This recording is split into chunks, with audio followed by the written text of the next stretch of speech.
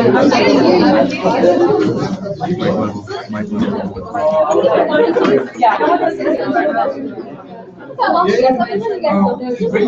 to share? Hey, Grace, did you figure out the film? Like, can I like pick up the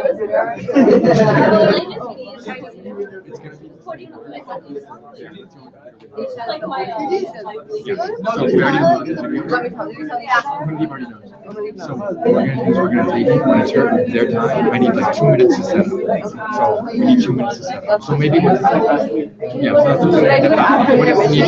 When it's Misha's turn, whatever the schedule is, then yeah, if you want to do that, then we can do that. We can show the video, then we can continue because I have to use the same laptop. So what we'll do is we'll just take the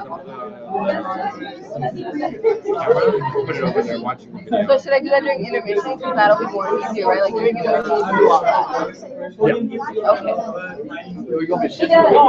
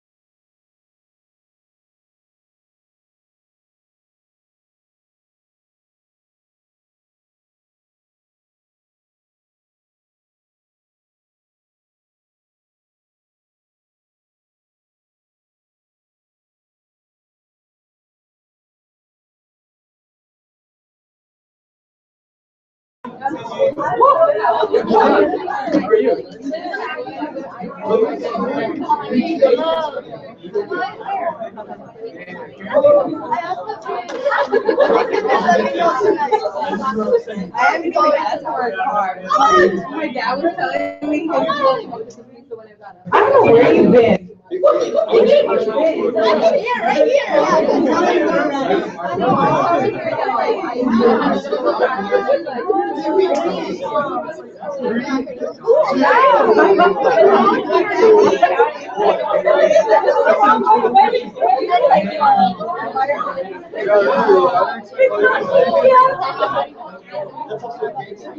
She's just promoting a lot of 3, 2,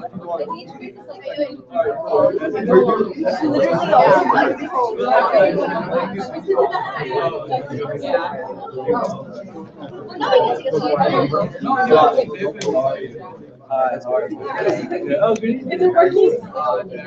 Hey, Sunny, are you performing? You just do it. Just read it. Just look it up on your phone, man. I don't even know what it is. Bro, just read it. Why don't you tell me that? I told you. You did it. When I sent it to you. You have your phone. That's all I have to do because she wrote it for me. I don't even know what it says. No, nobody is doing anything without.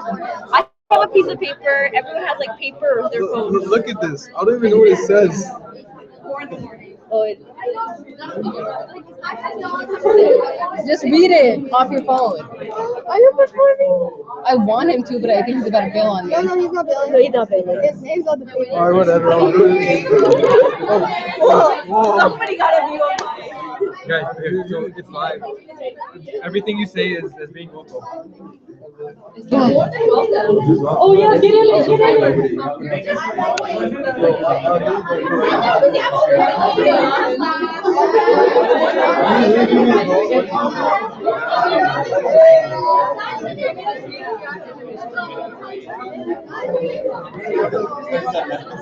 mean, I'm good. I'll just bring it. When I was 8, I don't know where Vaheguru Ji Ka Khalsa, Vaheguru Ji Ki Fateh. We're about to start, so if everyone can please be seated and lower voices, please.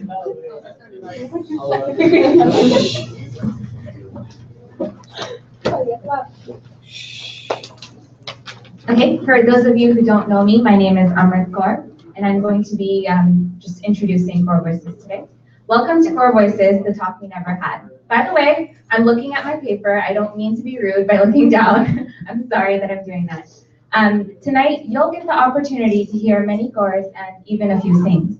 These are your daughters, your sisters, your mothers, your friends, your partners, your bibiyan, your votiyan, your chachiyan, mamiya, taiyan, and many more that might be lost in translation. Throughout the night, these relationships with men and with women will all matter. But what we hope is for you to hear something else too. The Kaur's voice, not just in relation to another, but be they man or woman, but also brave, bold, and powerful on its own. These are not the voices of princesses as so often translated, but rather refers to nobility, with the same root of Kanver. But we have to ask the question of why nobility? In an Indic culture that fears a menstruating woman, an unmarried woman, a widowed woman, or even the birth of a woman, Guru Nanak celebrated the fund that is the epitome of Vaheguru and stated that only Suthik, which is the term for menstruation impurity by Brahmins, was their own ignorance, while Guru Gobind Singh blessed his Singnis and Kaurs, the lionesses and nobility, as key to his vision of Khalsa Raj. It was only later in my life that I got to learn this. Maybe it's because it was the talk that we never had. This month, April, is actually Sexual Assault Awareness Month. Amidst patriarchy, where rape, molestation, and violence against women and men are far too common, this event is one where we hope to end that silence. This is also the talk we never had. Tonight, I will get to share with you an open letter written by Hissidars of the Jakarta movement.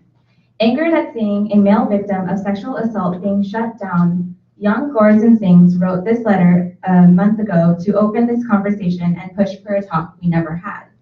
Tonight, you will hear the voices of triumphs and of tragedies, insecurities and determination, laughs and tears, as these are our everyday experiences and make up the life of a Kaur. There is no one story, there are only stories. Together, they make up Kaur Voices. Some of these are light, others may be difficult, but these are our stories as a collective community. Some stories will instantly connect with you, others will be outside of your experience, but we ask for compassion, generosity, community, and love. These are also part of the talk we never had.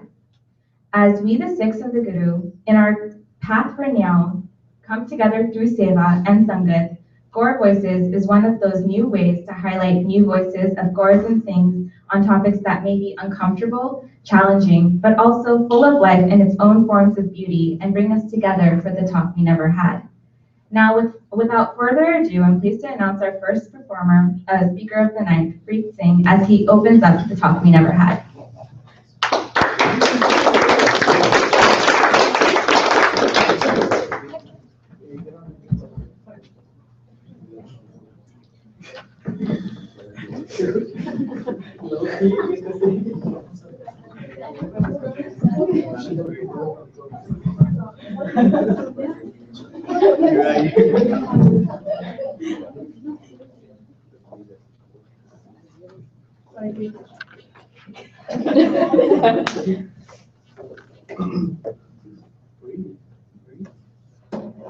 My parents broke an ocean in half to come to the free world. They said they came to ensure that their children will have a better life than they had. As a child, I never saw my father. He was a truck driver who went up and down California 5 times a week. When he was home, he was sleeping, and by the time I woke up the next morning, he was back at work. I don't remember seeing my father with a black beard. I don't remember seeing him without glasses. I don't remember the last time he smiled freely without worry. My mother was strong. She raised me to a full-grown man, playing both parental roles. She taught me how to tie my star and came to all of my basketball games. She taught me how to deal with the discrimination I faced at my first job as a teenager. My mother did not know much English, but I knew that she was doing the best she could. I paid all the bills, managed the bank accounts, and went to the grocery store with her. I tried teaching her English, but I knew that I could never change her jello into yellow. I was the first person in my family to go to college. My parents never pushed me to continue to school, but I knew that I wanted to create a better life for myself and for them. I was tired of seeing my father toil day and night. I was tired of seeing my mother working low-wage jobs. Is this why my parents came to the free world? There wasn't a day when we weren't seen differently. The television would spit out words like alien, foreigner, and invader. I was denied opportunities because I wasn't qualified enough, but my white peers would instantly get a job. My professors would rename me because my name was too difficult. I am the eldest son of immigrant parents, trying to make the best I could of the situation I was in. I wanted to make a decent living for my parents, move up the ladder. But with every turn I took, a new obstacle would arise. Was it because I was darker than others? A little hairier than others? Because my name was a little bit different than others? I learned the whole English language, but yet they still couldn't even try to pronounce my name. It's as if there is a gravitational force that keeps pulling me down to the same pit I climbed out of. This is the life of a child of two immigrant parents. Thank you.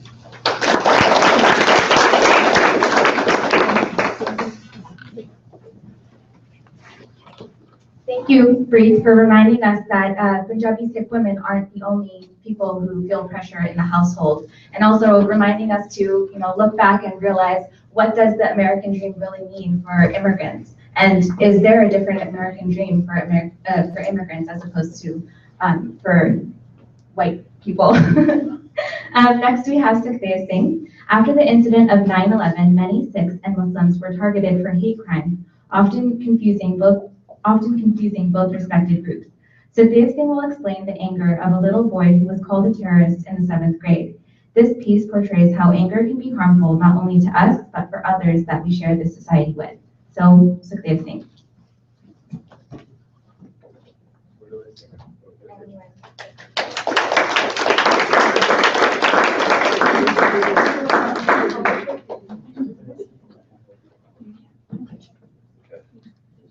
I looked at myself in the mirror every morning, washed my face, did my nickname, and tied my patka as tight as I could, because I knew by the end of the day it would be falling off my head. I never saw myself differently from the person sitting next to me. I listened to rap like all my friends. I played basketball like all the other boys. Everything seemed normal until a white boy in my class called me a terrorist. Terrorist? I didn't even know what that word meant. I was confused. Why would he call me that? That same day, I skipped basketball practice and told my mom to pick me up early. As soon as I went home, I ran to the computer and typed in terrorist in the Google search bar. A bunch of pictures of Osama bin Laden came up. I guess he kind of looked like my dad. He looked like my dad. I was stunned. The next day, I didn't speak to anyone at school. When I walked through the halls, I saw people staring at me. Did they always stare at me? Why are they staring at me? Was there something different about me today? When I went home, I asked my mother what the word terrorist meant. She looked at me. Mom always had answers, but even today her tongue was failing her. She told me to sit down and quickly left the room. She came back with my dad. They sat down and asked me if I was facing any problems because of the terrorist attack that happened a few days ago. I looked at them. Why do they look like us? I screamed. Why can't they do? We can't do something like that. What did they do? Why did they do it? I had so much anger towards a certain group of people that I didn't even know. My father tried to explain to me to the best of his ability, but I refused to listen and locked myself in a room. Every day, that seemed like a routine. I went to school only to hope that time would pass by quickly so I could come back home. I didn't even want to play basketball anymore because the same boy that called me the terrorist with that disgusting word was on the team. One day, the final bell rang. It was the only thing that excited me nowadays. I ran home to the main gate and waited till my mom came to pick me up. I looked towards the street to see if I can spot a red Toyota in the swarm of cars. Nothing. I sat down in the grass and kept looking at the street, waiting for my mom, until I heard the yelling. I looked across the street and I saw the same white boy yelling terrorist at a girl. I squinted to make out the girl's face. It was Zara, the girl in my English class. She always wore a scarf around her face. I never knew why, but I always guessed it was something like me wearing a podcast. I saw the boy pushing her and telling her to take the rag off her head. My blood started to boil and felt all the anger spilling out my pores. I crossed the street and punched him in the face. He looked at me and just walked away, yelling curse words at me and Zara. She turned to me and said, "Thank you." I would have punched him myself, but I was afraid I was going to get in trouble. Today, I'm so glad I walked across that street. I became great friends with Zara and learned that by holding anger towards a certain group of people was wrong. Zara was just like me. She didn't listen to rap or play basketball, but she faced the same hardships I did.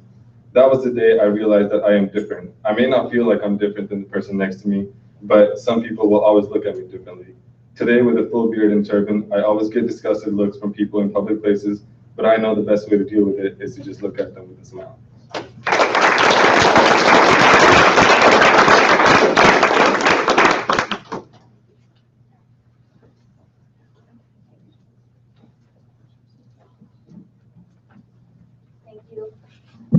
Thank you, Sukhdev. Next, we have Purvani Kaur.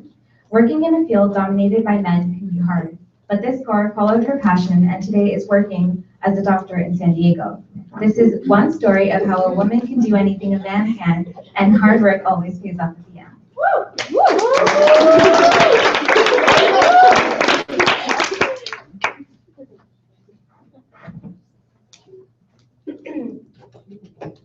I don't know if that was my introduction, but sure. Wajika Khalsa, Wajiji Fateh. We all are gathered here, and it shows how blessed we are to have this Sangat in our life, and a support system. I might be the oldest kid around here, but I feel one of you guys.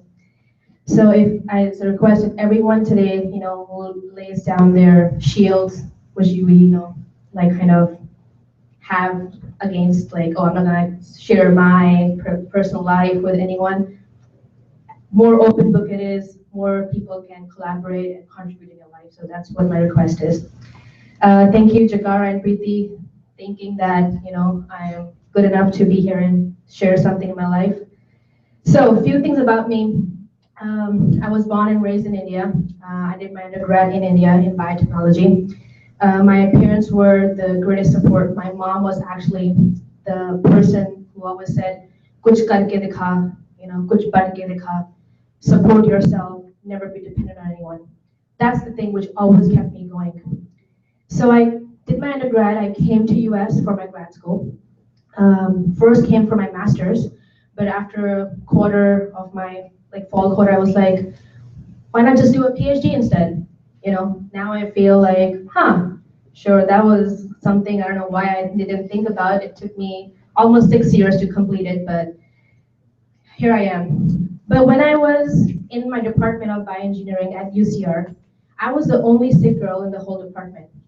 And at that time, just another brown girl walking in the UCR campus. But in India, I was like, everyone knew that I was a sick girl. I don't know, somehow people in India know that you're a sick girl, even though if you don't have a keski or you don't cover your head. And then on the other hand, I have my fellow brothers, beautiful, the stars, flowing beards, beautiful colors, showcasing, hey, here I am and I'm a Sikh. And I'm like, what is my identity, right? So I was under identity crisis, how can I show that, hey, I'm a Sikh too. I'm a daughter of Guru Gobind Singh too. So I started covering my head with just a bandana first. And the day I did and went to school, went to my lab for the first day, and I said, I don't know what people will think. Will they think I'm weird now because I'm tying my head, covering my head or whatever? But no one cared because people already knew me and they were like, she's one of us, and if she's covering her head, that's okay. Because once people already know you and you make changes, like you do a different hairstyle, you wear a different color shirt, people will accept you with your changes. But if people don't know you, they will have curiosity about anything. What bag are you carrying? What laptop do you have? Or what skin color? Or where are you from? What are your roots? I'm probably going off beat right here, but that's okay.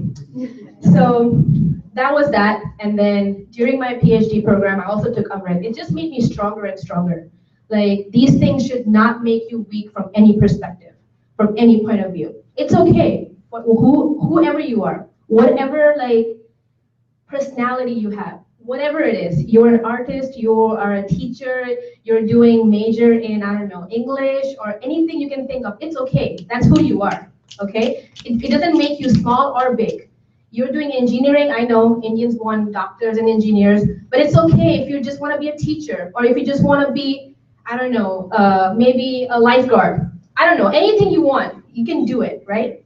So on the sideline, I finally completed my PhD in bioengineering. I really, really work hard. I mean, since I can think, for the past 13 to 14 years, I've been studying. That's all I've been doing. Undergrad, grad school, and here I am. So after my PhD, I started applying for jobs.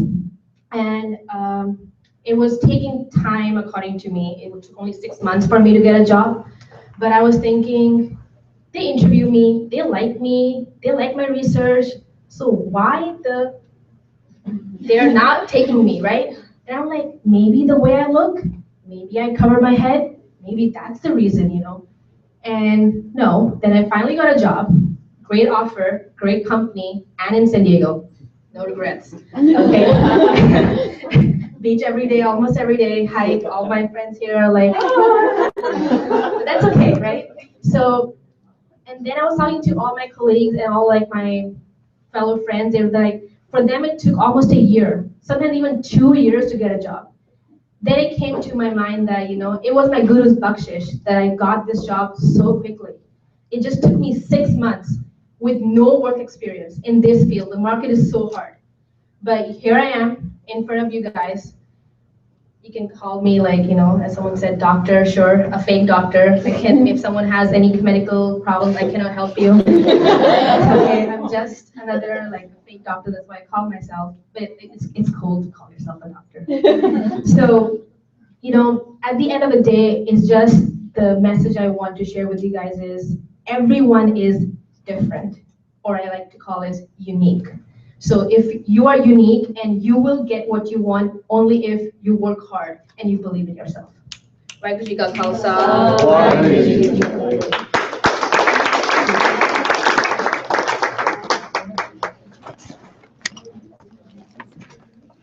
Thank you so much, Ravani, for that.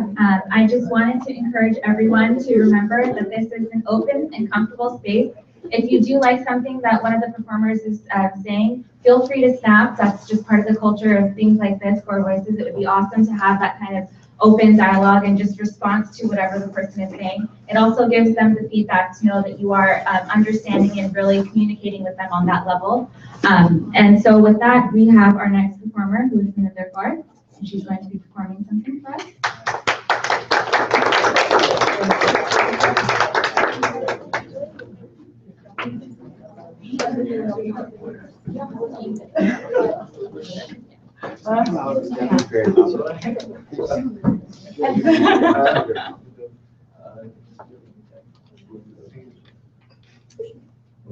A boy had come from America to see me. Rani, this is it. You will go abroad. He was a truck driver from New York. He doesn't want you to teach after marriage. He will provide for you and take care of you. He was a heavy drinker. You'll get used to it. He was 12 years older. America's a land of opportunities. This is a chance of a lifetime. Punjab is my home. Silly. A woman's home is where her husband is. So I sold myself.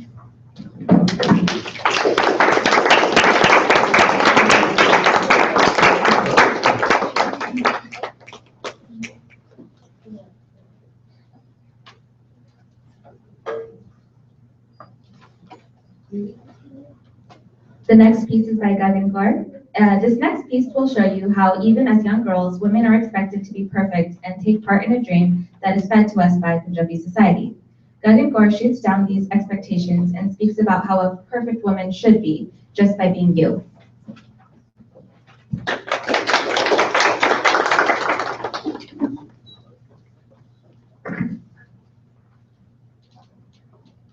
Sorry, I might be using the podium. It's like my happy space. When I grow up, I'm probably going to be a doctor. No, a lawyer. Or maybe some celebrity. I don't know, but I'm gonna be somebody. When I grow up, I'll be as pretty as Princess Di. When I grow up, I'll hopefully marry a turban version of Marty McFly. When I grow up, all my dreams will come true. When I grow up, I'll have the fairy tale ending and a happily ever after and all those I do's. When I grow up, I'll be the perfect woman everyone expects me to be. When I grow up, have me a whole lot of kids. 1, 2, maybe 3. When I grow up, I'll be as pretty as can be. When I grow up, I might seek the approval of everyone around me. When I grow up, I might just let others dictate who I'm supposed to be. When I grow up, everything will be as perfect as can be. But when I've grown up, there just might be a few bumps along the way. When I've grown up, I might just get sick right after freshman year of college one summer day. When I've grown up, I might be going to a few hospital visits one too many days. And when I've grown up, what I thought would be happily ever after may not come my way. When I've grown up, I might be visiting a pain specialist more than I'm going on a date. When I've grown up, I might just lose what is considered my worth according to society's definition of a woman. When I've grown up, I might just tell the person I care about what's wrong, and they may say everything is going to be all right. But it may not be the same. When I've grown up, I might just get told by his mom to do us all a favor and not be a burden to her son. When I've grown up, I may not always be able to handle the pain, and I might just lose a few friends along the way. But when I've grown up, all those moments will matter. Because when I've grown up, I might just let these experiences make me a little stronger. When I've grown up, I won't let some pain specialist tell me there's nothing they can do and send me on my way to some self-help group. When I've grown up, I won't allow someone to dictate my self-worth based on if I can have a kid, because if this ain't working, heaven forbid. When I've grown up, I won't be measured by my body, because all that I've been through, I refuse to believe I can only get a suitor, a man, whose mom still buys his gachi. When I've grown up, this all will simply be a journey. When I've grown up, I know I'll see greatness, because all that I've been through will help me become a woman of fury. When I grow up, I may not be perfect, but when I grow up, I'll be something. When I grow up, despite all that comes my way, I'll find happiness and strength. I just gotta pray. When I grow up, I'll come out of this rut and succeed. Because when I grow up, I'll be the best version of me. Thank you.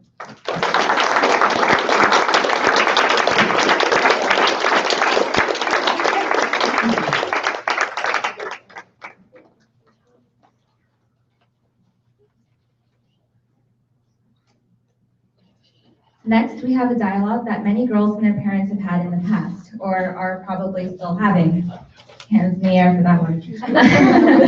Aviv Bar and Preeti Kaur will be adding a bit of comic relief to the show, and will be portraying a set of experiences that every Punjabi girl has faced growing up and some into adulthood.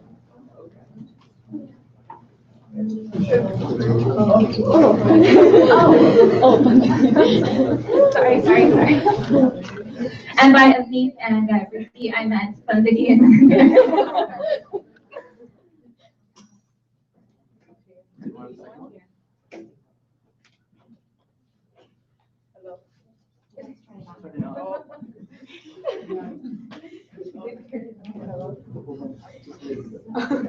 Okay.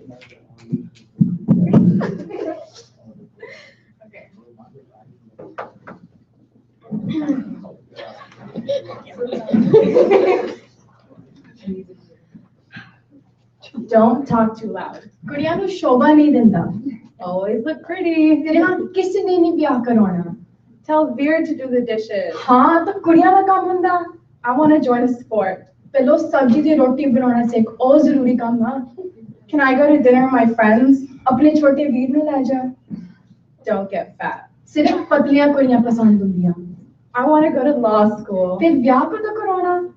Sometimes I wish I was a boy. ਕਾਤੇ ਕੁੜੀਆਂ ਸਭ ਤੋਂ ਚੰਗੀਆਂ ਹੁੰਦੀਆਂ.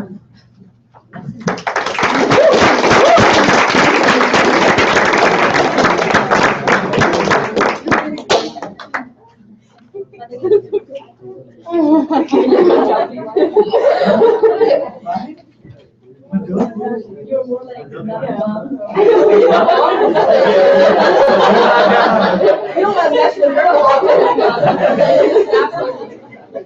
If I could record the phone calls with my mother every night, that is basically what it sounds like. Now I'm actually just going to skip to the letter that you all should have. If you don't have a copy of the letter, we'll be passing it out. Does anyone not have a copy of the letter?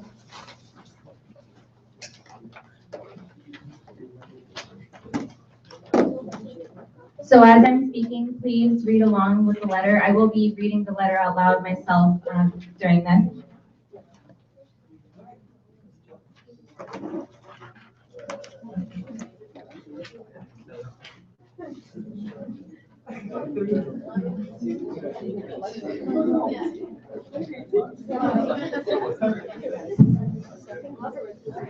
Oh, yeah.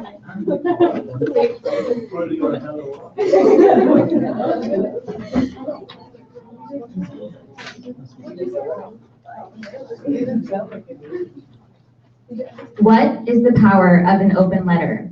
I didn't know, neither did most of us.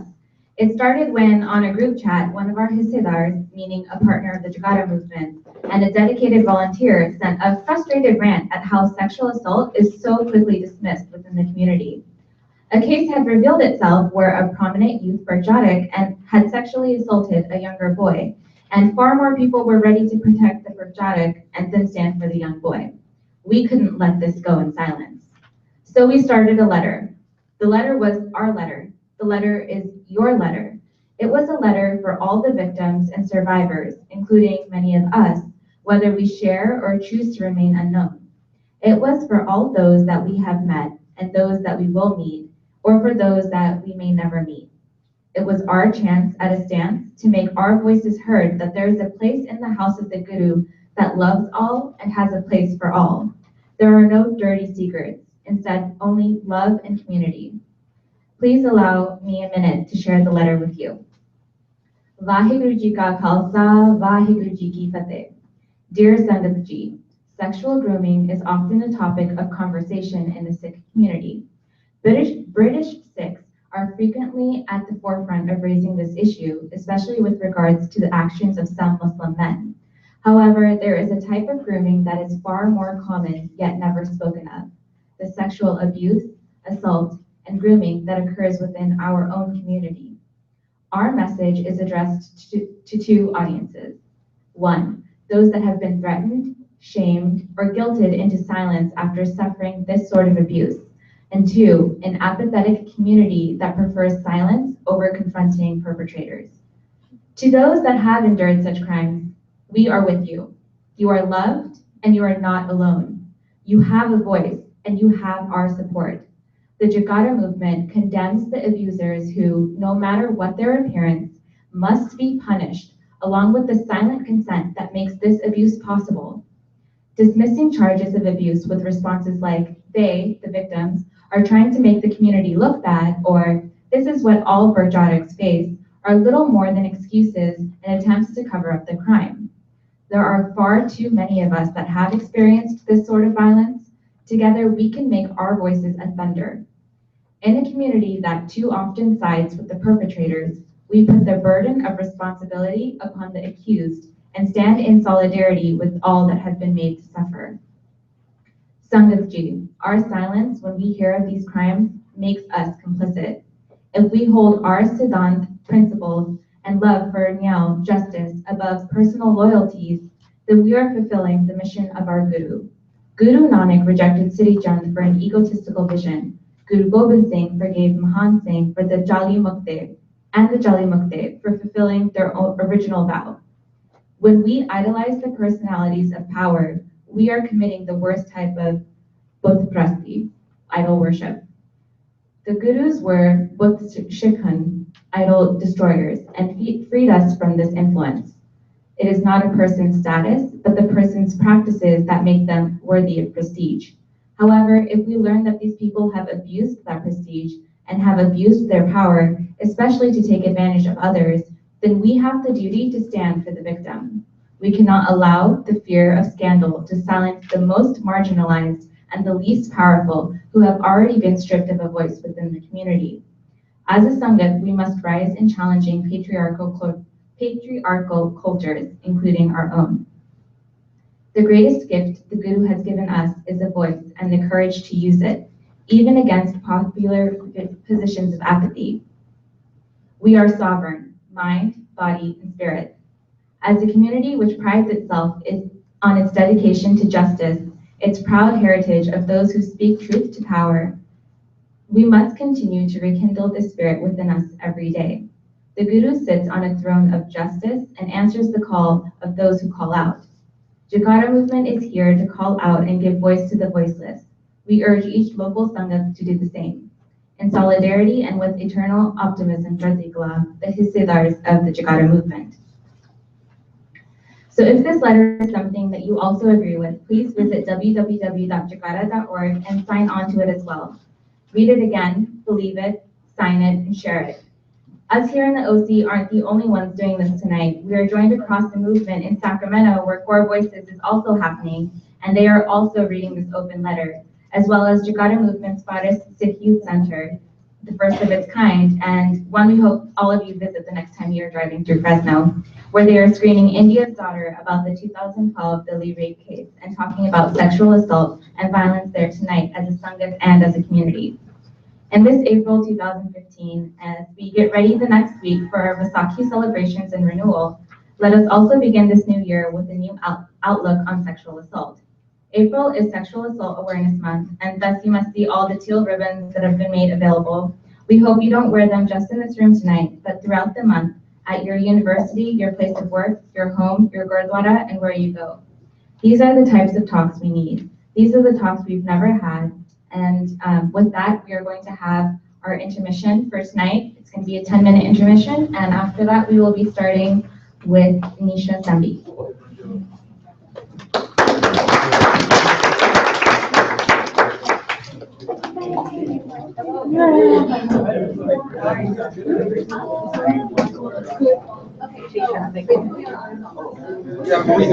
No, I hate traffic. Okay, you win today. Is it 7:30? No, you Snapchat majority of the time though. So, how does that make traffic any better?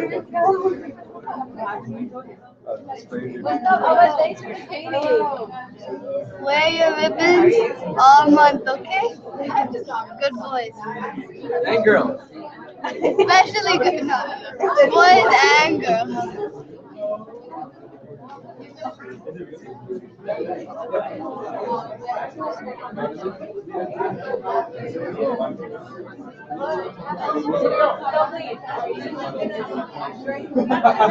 Yeah, but...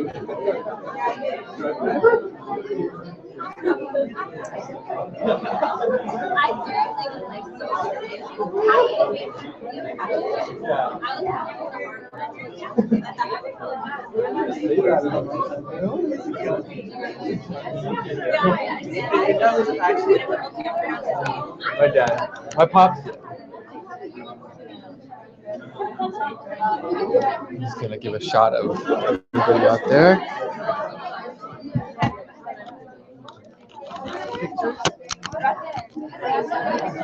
I've been thinking of the piece.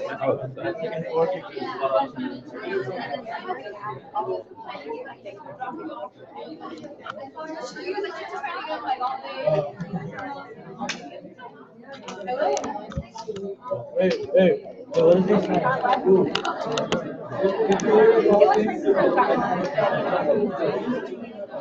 And then, oh yeah, I didn't tell you this.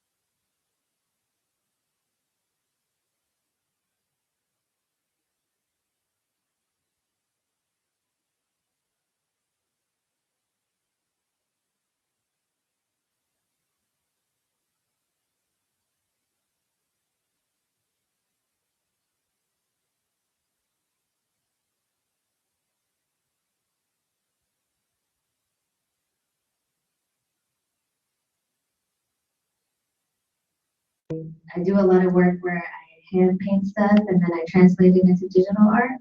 And in that process, I've actually started to develop a clothing line called Kalakari. I have some stuff back there if you guys want to check it out after. And it's just kind of an example of what I do with my art. And there's, you know, all these different avenues that can be taken with my art form. And I'm just trying to make a living out of it, really. I mean, how many of y'all have ever thought about being a full-time artist as a career?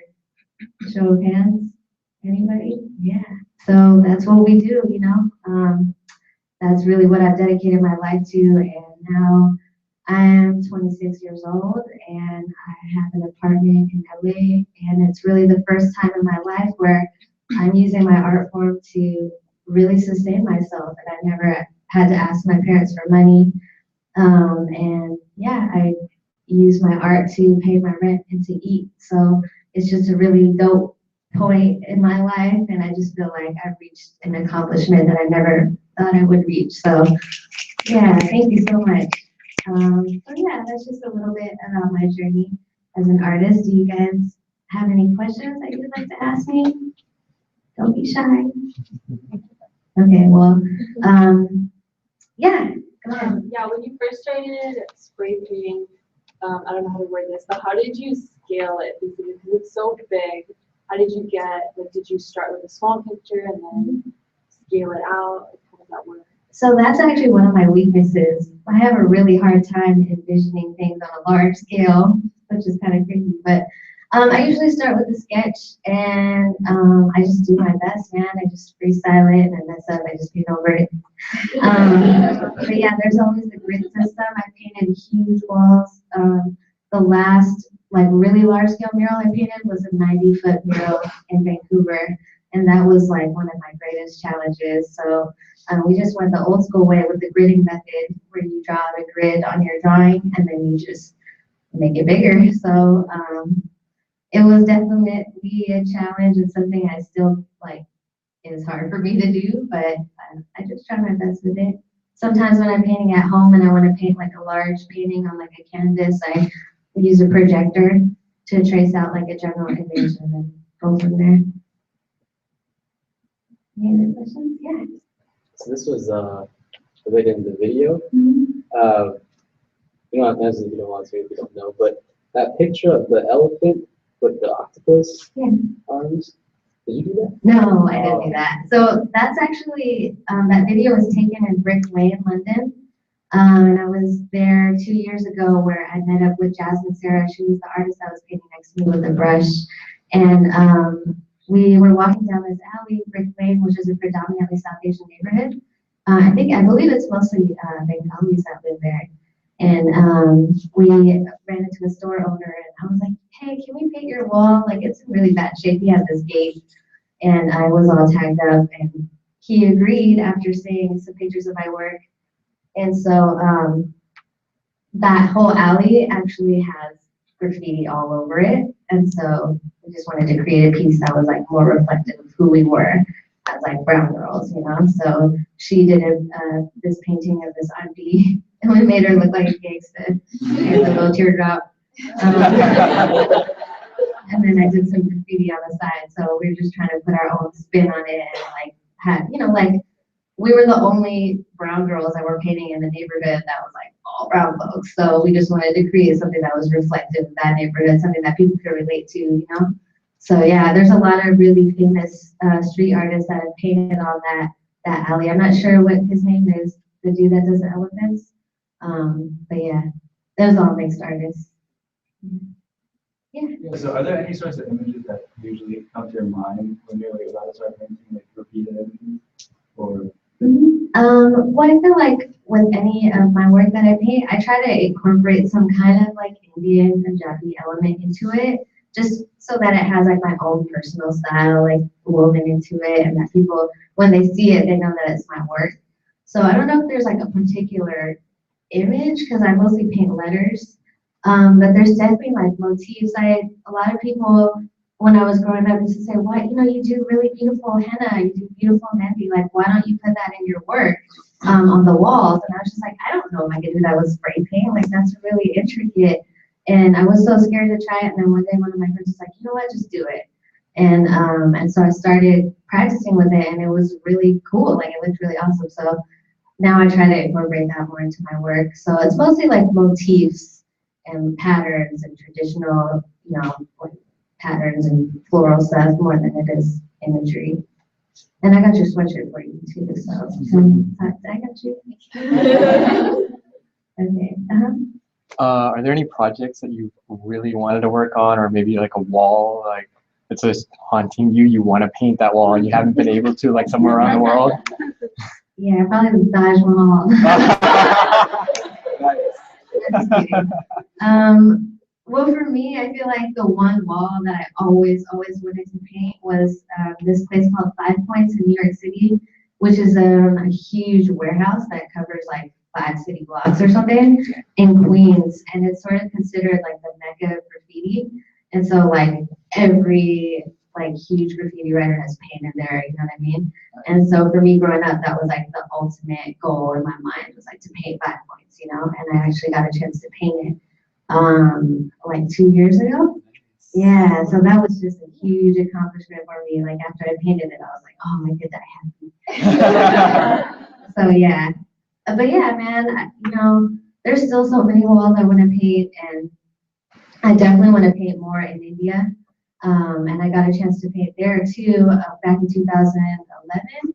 But yeah, I just want to go back and just paint all over India. That's like my main thing. Nice. Yeah. Awesome. In Punjab, man, that'd be awesome. There's a lot of graffiti writers out there.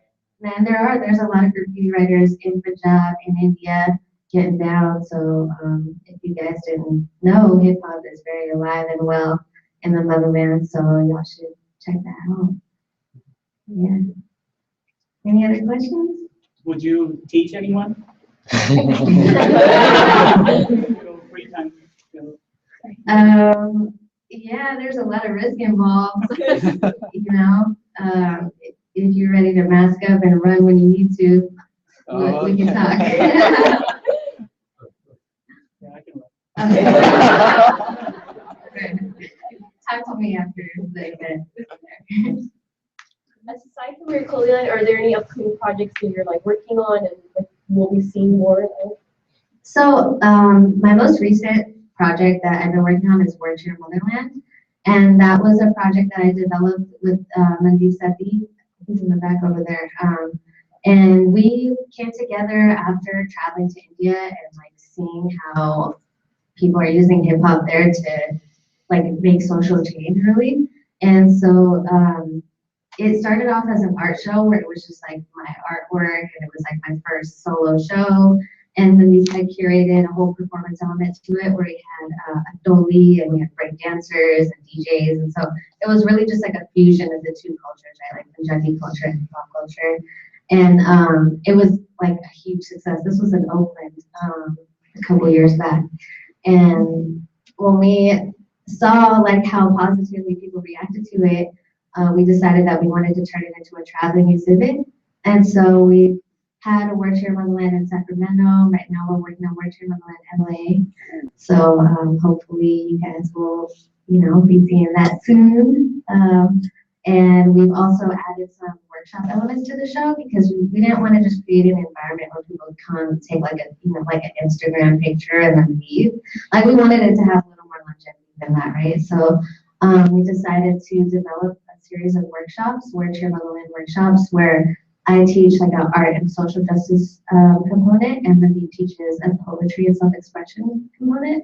And we also have we have like a Filipino homie who DJs, and he also break dances, so he teaches a break dancing workshop as a part of it. And so we've just been pitching our workshop around the country and around the globe. Really, we got flown out to Vancouver and taught our workshops to over 2,500 youth in Surrey, where it was like all brown kids. So we've just been trying to keep the movement alive through the youth, you know, because they're the future. And so, yeah, Word to Your Motherland is definitely the next big project that I'm working on, just building Kalagari, my clothing line, and working as a graphic designer. I'm currently going to school as well to study sign painting. So, you know, I'm just trying to get my bars up with my lettering and my goal after I graduate from my program in downtown LA is to move back to India for a while and study under a real sign painter, and study under the artists that did like the old Bollywood posters and stuff like that. So yeah. Anything else now? I think I'm going over my time. Okay, well, talk to me after, and thank you so much for having me.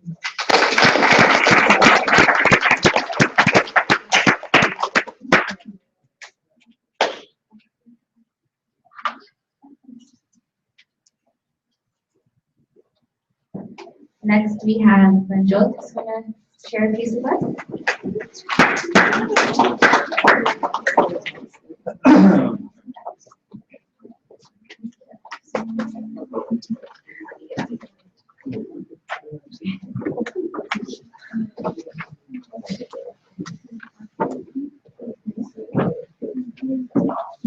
I don't have it memorized yet, so I'm just going to read. Turn on the light. Oh, yeah. Hello? Oh, wait a Okay. second. Wait, Just tapping. Hello? Okay. This poem is about my mom, who's not here right now. She is at home. Okay, cool. It's called Subway. Okay. So the girl who thought I only dated Punjabi women. With the same hesitation you had when you decided to buy 4 boxes of Girl Scout cookies on Bruin Walk, you asked me, why do you only like chocolate chip cookies? Are the yellow shortbread cookies not good enough for you? So I explained to you how I strive to find a woman who resembles my mother. Her name is Kaur Voice, and she is married to a full Punjabi bearded man who had a fast-ass sperm they decided to call Manjot. She is 5'7", talks a little too much, and would show off any one of my trophies, even if there is one for writing my 6-letter name wrong for the first time in preschool. She would hug me and say, at least you tried. Now let me show you how to draw an M. And I can remember to this day how she expressed her patience with me as I continued to draw upside down M's and upside down N's, wondering why she spent her time teaching this ugly duckling how to fly. But I realized that she was the first one to believe that M stood for her Mr. Incredible, her moment to show the world what we're all about. And you asked me, why do I always try to find the chocolate chip cookies? It's because I was raised by one. And she was the only cookie in the box left when all the 7th grade bullies pinned me down and stole all the rest. She was there for me. And so I subconsciously go after every box, hoping that one of the chocolate chip cookies will allow me to taste the first bedtime story she ever read to me, the first teaspoon of Flintstone's vitamin C, and the last time she said that she was proud of me. In my mind, I can still see. She is my everything. So I apologize if you happen to not resemble her skin color. I promise it's not on purpose. But just a few weeks ago, I opened up a new box. The chocolate chip cookie sprung out, and the first thing she told me was that my heart still had a leak. So she threw it in the dryer and apologized if she accidentally made it shrink. And when I got a chance to look at her, I felt the comfort I had as an adolescent with my mother. Now, I don't always believe in God, but if there was one, I would tell him to kneel down for me so I could give him a high five because I'm only 6'6", so I'm not tall enough to reach the skies. And I would scream, God damn, and then apologize for saying his name in vain. But he would reply, it's cool, bruh. When I made her, I said the same thing. Sometimes she's made my rigid heart into one that looks like a baby's butt, smooth and sometimes explosive. I apologize if my heart is not potty trained to control it. It'll take some practice before I can figure out this term love and what to do with it. And lastly, I apologize that my mother has set the bar so high, but I'm not surprised at how long it took me to find another chocolate chip cookie that can treat me like her Superman.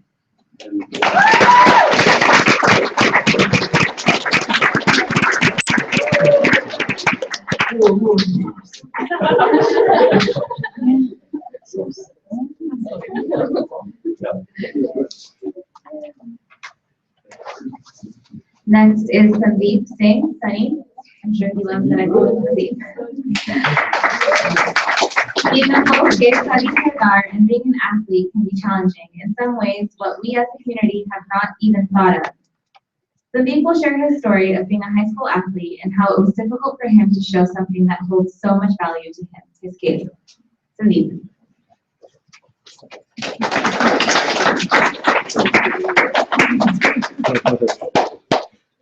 When I graduated 8th grade, I was looking forward to high school. My main goal during, sorry. Let me restart. When I graduated 8th grade, I was looking forward to high school. My main goal during the summer before school started was to get into the football team. I was a chunky little kid, and I knew how to talk to my sister. So I thought to myself, this should be easy. Soon after graduating, I started going to tryouts and got on the team. I was pretty damn proud of myself. And I knew that it was a big deal being a football player and all in high school. The next day, my coach handed me the helmet. I looked down at the helmet. The coach handed me. How the heck was I supposed to fit all of my head into that thing? I knew I had to take off my vodka and somehow flatten my hair. If I wanted to get my head into that thing, everyone knew I had hair under my vodka, but nobody had seen my hair.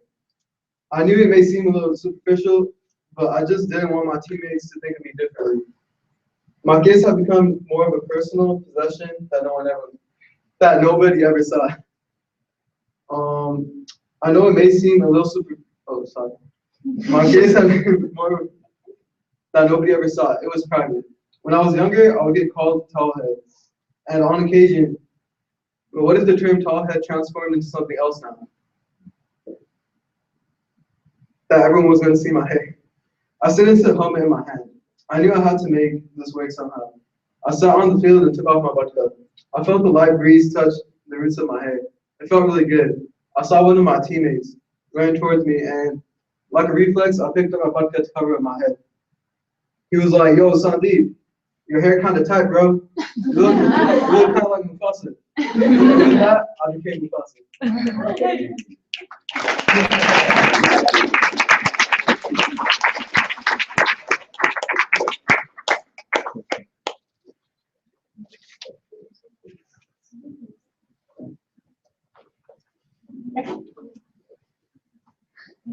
Famous poetess Maya Angelou once said, "A bird doesn't sing because it has an answer, it sings because it has a song."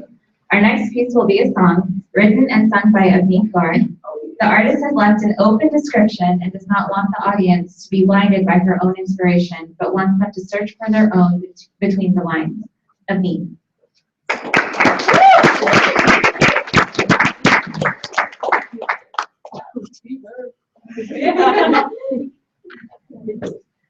Yes, good.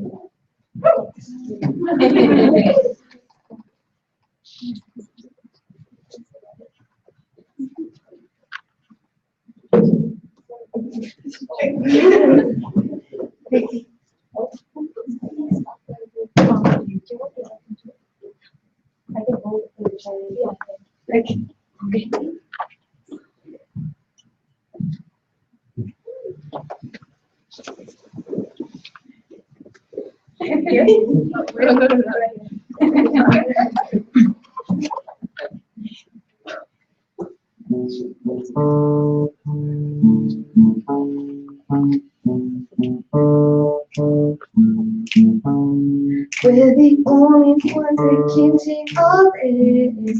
That power struggle, this ego trip.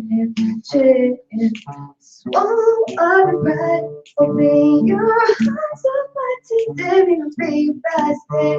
But we all love the same way, we all love the same way, we all love the same way, we all love the same way.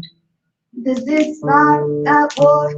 Governments and masses, what we ask for. We're torn up in the worst way. Everybody's looking for a bad day. The only thing that is change starts with us. So open up your eyes and put your chin up. Catch my positive eyes.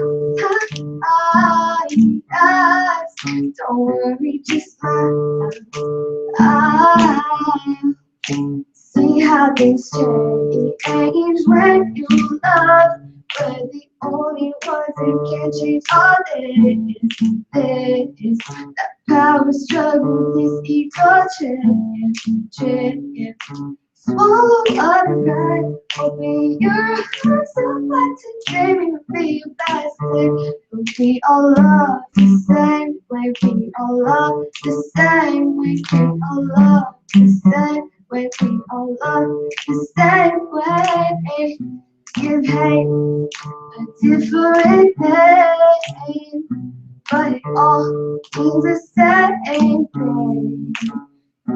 Struggles new, this complex a little more knowledge equals more significance. Grow, we say, hey, hey, we don't wanna stay. We're the only ones that can stop all this power struggle, this ego trip. Swallow up your pride, open your hearts up wide today and be your best day. But we all love the same way, we all love the same way, we all love the same way, we all love the same way. It's not that hard to give the love, smile and heart. It's the little things, bright and love, no longer room for hate. We're the only ones that can stop all this power struggle, this ego trip. Swallow up your pride, open your hearts up wide today, may not be your best day, but we all love the same way, we all love the same way, we all love the same way, we all love the same way.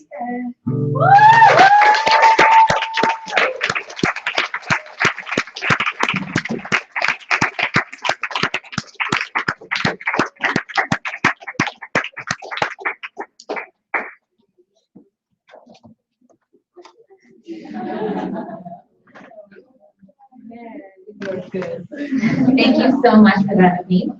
Next is the Kaur. The underrepresentation of Sikh women in the Sikh public sphere remains unheard of. There are many activities and roles that Sikh women take part in that are not spoken about enough. Even though the Sikh faith states that women and men are equal, we as a society tend to forget. The Kaur's piece will focus on the underrepresentation of Sikh women in their own community and how it has become a topic nobody speaks up about. The link.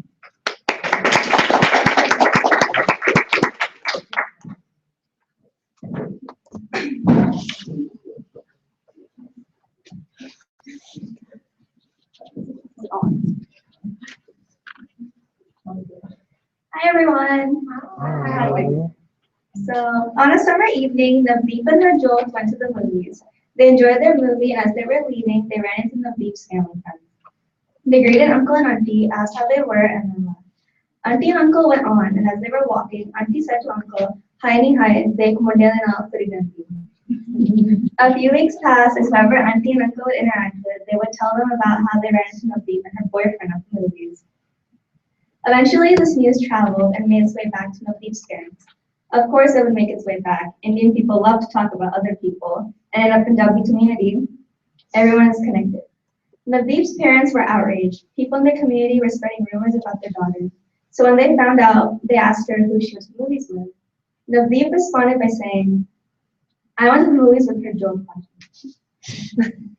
Girls like Navdeep face issues like this on a regular basis. Just because she's a girl and she goes out with a boy, it's automatically assumed that they're boyfriend girlfriend. What's even worse is no one ever says anything about the guys. You'll rarely hear people say, "Oh, like ona do munda kuniya de naal mila." People always point their fingers at the girl and say, "Oh, she doesn't have any character or morals, and that her parents didn't give her any values." Why is it that boys can do whatever they want, yet girls, when they go out, are faced with judgment from all entities? Why do people categorize a girl based off of what she wears in public? Why do people judge a girl on the way she interacts with people, especially boys? These questions are questions that girls all around the world ask themselves each day. With that, I leave you guys with the question: why am I and a million other girls judged for being a girl?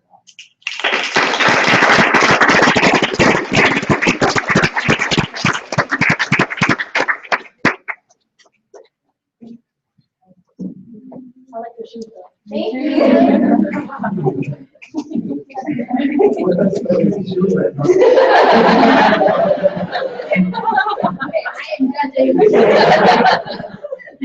Next is Jennifer Kaur. Love is never easy to explain and is never the same.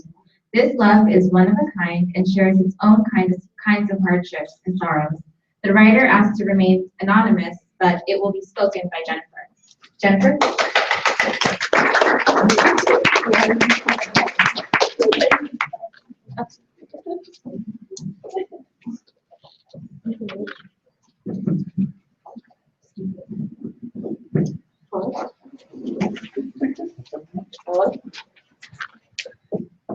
Okay, I just wanted to say first that I'm honored to be reading this, and I'm inspired by and proud of the author for having the courage to share this with us. I don't know how it happened or when it started in particular.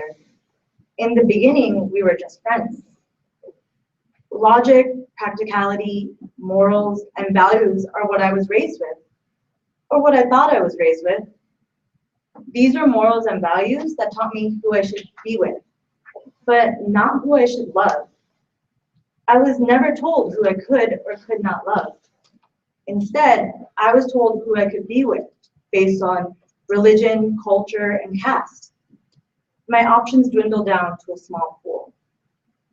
But no one said anything about gender. No one said anything about it because it was never even considered. It would be ridiculous, outrageous, and downright insane.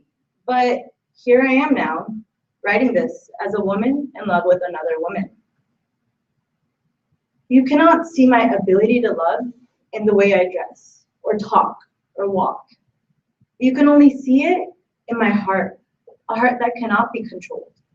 A heart given to me to love whomever I chose, and I chose her.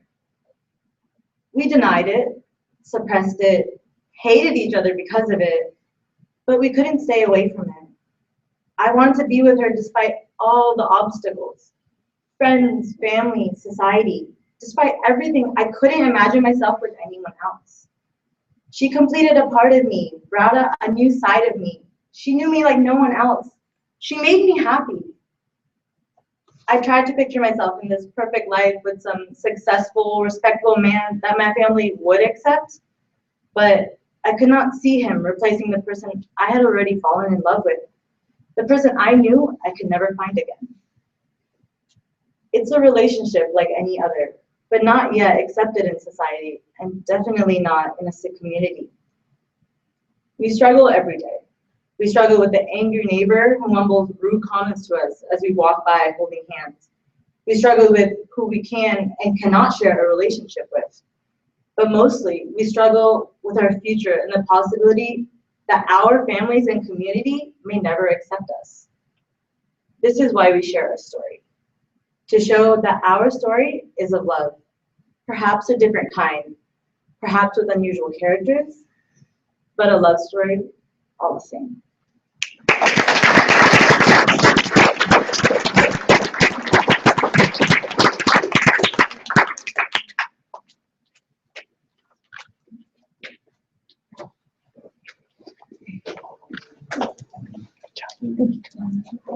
Thank you again, Simi, for that. That definitely describes just yet another conversation that we choose not to have or just have not had in our community. Next is Simi Kaur. Has anyone ever Googled female feticide? In every article, along with the words female feticide, is the word India. These terms seem to be inseparable. Simi Kaur has written a piece that will be discussing the issue of female feticide and the importance of daughters.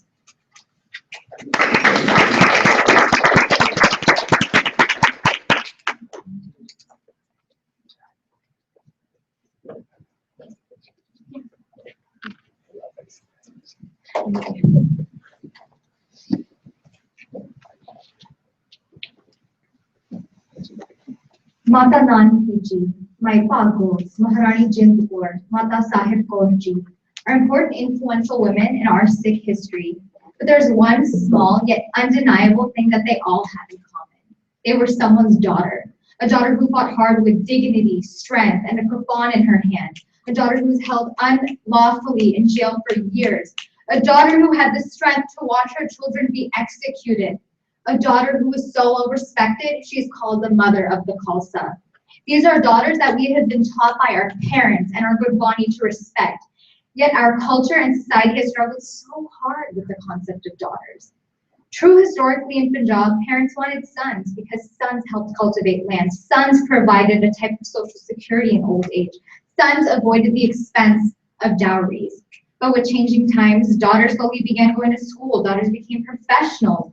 Daughters provide not only physical, but financial support. There's no longer such a thing as a son's duty. But unfortunately, society has failed us daughters because we're still not considered equal. It's so sad that I say I'm fortunate enough that my story is different than other daughters, because my parents came from a generation, you know, they were born in the 1940s, they're a lot older, and they wanted a daughter. They prayed for a daughter. They didn't want a son. And with their joy came so much happiness, yet so much disappointment. So many congratulated my parents, and they said, "Oi no, kudiyan bhi rab de behna." Basically saying that, you know, it's okay, congratulations, next time you'll have a son. Others held me for the first time and said, "Le main tera gala kutta," jokingly threatening to kill me because I was born a girl. Although these were just words, some daughters had failed to take their first breaths, and they were aborted as their parents found out that their bundle of joy was a daughter. As Sikhs, we look up to mothers, sisters, wives, and daughters in our histories, respecting them for their courageous acts of bravery, devotion, and blind trust and faith in God. Yet with the same breath, the people that say "Tan Tan Mata Sahib Kaur Ji" and accept a daughter as their spiritual mother believe that their own daughter isn't good enough. Our Gurbani tells us, "Pand jamiye, pand mimiye, pand mangar pyao, pando hove dosti, pando chale rao. Pand mua, pand paliye, pand hoye pandan. So kyo manda aakhiye jit jamme rajan." From a woman, man is born. Within woman, man is conceived. To woman, he is engaged and married. From her, even kings are born. So why call her bad? From woman, woman is born. Without woman, there would be no one at all. Many whom recite and preach Bani with a false image of holiness in the same breath believe that this ill conception of male superiority is okay. How can we tell our children to respect the great women of our Sikh history yet glorify having a son and not a daughter? If our Guru's words are pure, if they are the truth, how can we as Sikhs, as human beings, allow for such an unjust and disgusting mentality? I hope that one day, every girl born into any household is truly respected equally. For Guruji blessed this world with daughters, and it's about damn time people realize how amazing they are.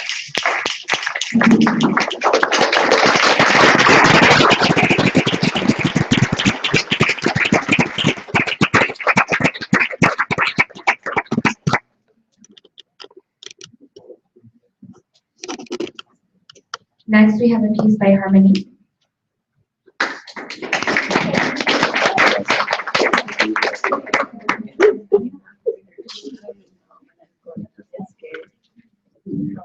Okay, time to take things to a lighter note. So this is kind of impromptu, but it's about my brother. So to celebrate National Sibling Day, ever since a young age, I followed around my brother and be like, Virchi, I want to go too. And he'd be like, "No, you're a girl." But still, I've looked up to him. We used to pull each other's hair. He pinched me, I pinched back. We used to literally drive each other insane. But through all of that, I still loved him. I remember, I think it was like maybe 3 years old, but I still remember this. Our next door neighbor, who was, you know, a white girl, she asked me one day, "Why do you call him Virchi? Like, that's not his name." And I was dumbfounded. What's his name? I guess ever since I was born, I was told to call him Virchi, and I assumed that was his name. I guess not. Then came, you know, the age where my brother got older, he wanted to do cool kid stuff, didn't have money for it. My parents weren't going to give him the money for it. But what little sister saves all of her birthday money, you know, just in a little piggy bank under her bed? "Honey, give me some money." Me being, you know, just the loving sister that I am, "Okay, yeah, here's $10. Eventually, these demands grew. "Harmony, I want to go buy a video game. Give me $60. "Okay, yeah, sure. Just to let you know, this happened like 4 months ago. Nothing's changed since then." So, not too long ago, my brother asked for a camera because he wanted to do that whole like, oh, I want to shoot videos thing. I want to be producer, director, filmmaker. Yeah, okay. Parents bought him like, I don't know, $2,400 camera. That's cool, yeah. You got what you wanted. Wanted a new car, even though he hadn't driven a car in about 3 years for more than 1 hour. Makes sense, total sense. Got you a car. Got what you wanted. Let me tell you about that camera. It's collecting dust somewhere. And the car is in desperate need of a cleaning. But through all of this, my brother is still the best. He might be lazy, he might be irritating, but I just want to say that my brother is my role model. Now, I do look up to him, and it's not in the sense that he's 6'4" and obviously like, oh, hey, but I look up to him because he's my brother, and he's always been my savior. Even, when I was down, somebody said something to me. I was surprised when my brother would be like, why do you even listen to them? Ignore them. You're way better than that. And that took me by surprise. That my brother, even though he taunts me the most, is still by my side every step of the way. And he knows that one day I will reach great heights. So thank you for your support, and I love you.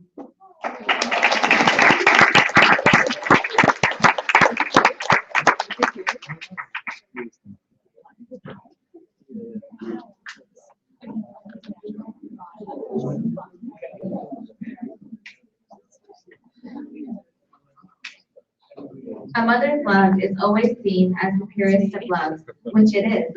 But isn't a father's love the same? A father plays a huge role in the child's life, and our next piece will focus on that positivity a father has shined into his daughter's life. In the next piece, our speaker will speak about her relationship with her father and how sometimes it can be difficult for a father and a daughter to see eye to eye. Speaking.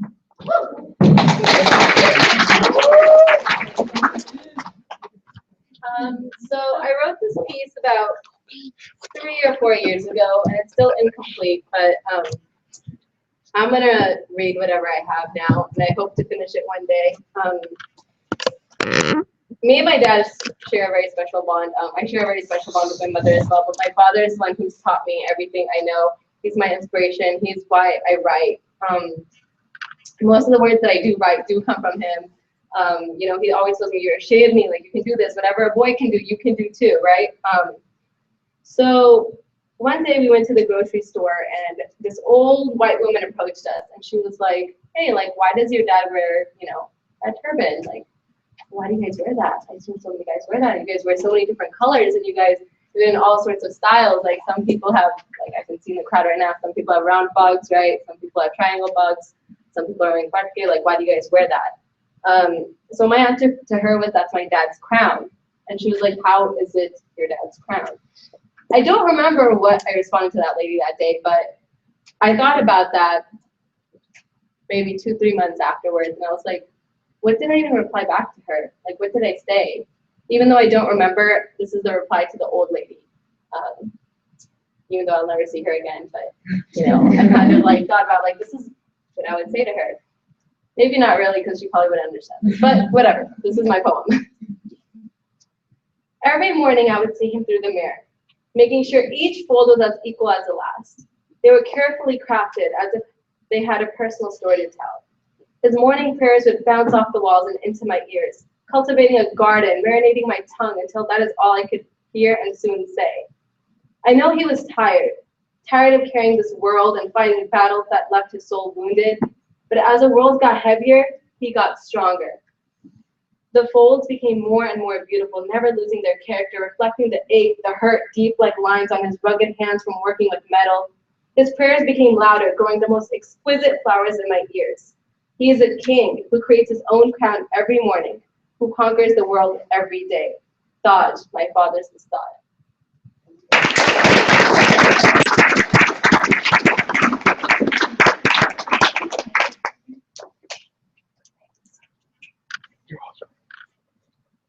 Lastly, I believe we're putting the Busecki on the spot.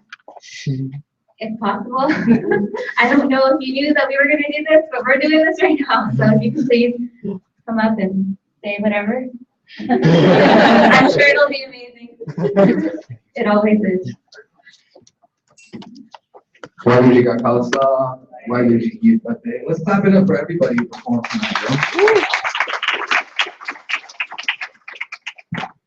We're just gonna load up a beat and then I'm gonna do some brand new music for y'all. So I just dropped the record. I changed my artist name to SETI X. That stands for Sounds of Extraterrestrial Intelligence. And the album is called Third Orbit, produced by Wise Child, who's also a young Punjabi Sikh dude from Sacramento.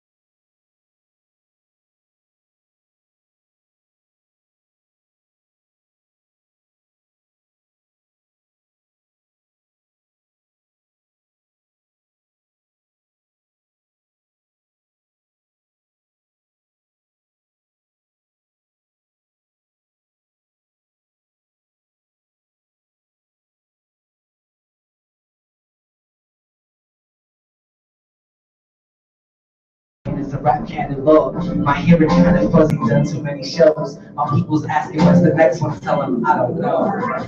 I tour around the planet while my lady paints. That's called patience and grace. I give thanks.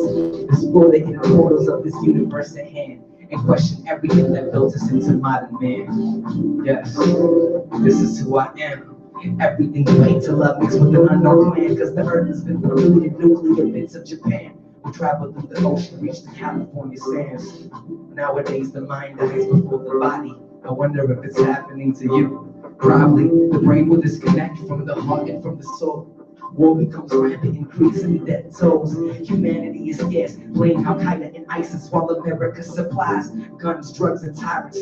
Dictators created, governments are sacked. Monday night football sauce take over Iraq. Islam is not the enemy, but tell me why you knew that. The CIA used to fund Al Qaeda, where the news at?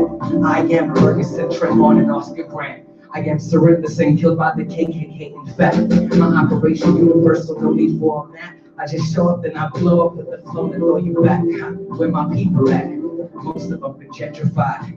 Can't lie, San Francisco had us teary-eyed. Landlords sold the crib, I guess the price is us. Back to Los Angeles, this Bay shit is a bust. Can't afford to live here with these white hips to fuck, so I grab a can of scraping just to fuck approval's bust. My image more than tough. Watch me call these bluff. This digital age we're in, your startup will turn to dust. It's only then that you realize it's all a buzz. Disconnect from everything and reconnect to love. Yeah. I said, disconnect from everything and reconnect to love. Yeah. I said, disconnect from everything and recollect the love. I said, where's the love, yo? Yeah. Where's the love, yo? Yeah. Where's the love, yo? It's right here. Make some noise for all the beautiful artists that rock tonight. Yes. Thank you for letting me share some new music. You know what I mean? That's like one of the first times I got to perform that, so thank you very much. And make some noise for the organizers of this event. You know what I mean? Give it up. Kaur Voices, you know what I mean? That's what I tell everyone everywhere I go when I perform. You know what I mean? Because hip hop is definitely a misogynistic culture in the mainstream of America because it's been polluted by corporations. But of course, we know that the essence of hip hop culture comes from the respect for other human beings and the respect for their stories and respect for just the stories that come from struggle, all types of struggle. So, you know what I mean? Brother in arms, I stand in solidarity with all the Gores in the house and of course with all my sings in the house and all my singies, you know what I mean, worldwide. So, one love, y'all.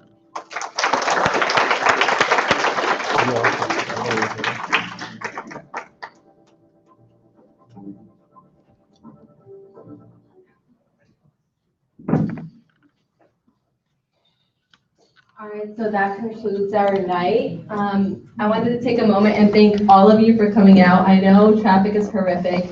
Thank you, San Diego, for coming out. You know, round of applause for San Diego. Thank you guys for coming out. UCLA, the top that you always on my back. I know that. But not just UCLA and UC San Diego, but for all of you, I know that me and Amrit did put together this event, but it couldn't have happened without you guys. Couldn't happen, you know, without the audience we have today or without the performers we had today. And some of these pieces, believe it or not, are very, you know, difficult to speak about. And I really appreciate you guys speaking about these things because if you don't do it, then who will, right? And we are, you know, the next leaders of our GOM, of our, you know, sick funds. So it is our duty to move forward. And I thank all of you guys for coming out tonight.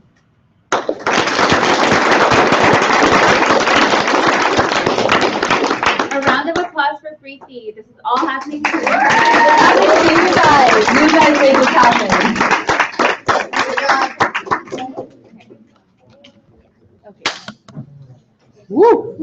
I'm just going to make the last round of announcements. If you do not have a teal ribbon, there are extras. Please take them. If you want copies of the open letter, please take those as well. If you would like to, you know, show your solidarity to what we've written in the letter, please, like I said, go to www.jakarta.org. The open letter is there. You can sign on to it and just pledge your solidarity to it. If you haven't signed in, please sign in. And I believe we have the room for the next 15, 20 minutes to mingle. Thank you.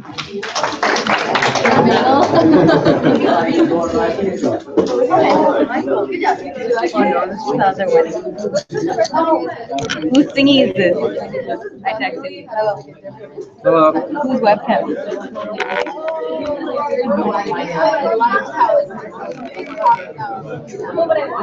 Also, if you were performing a piece today, please stick around. We would love to have a picture with you.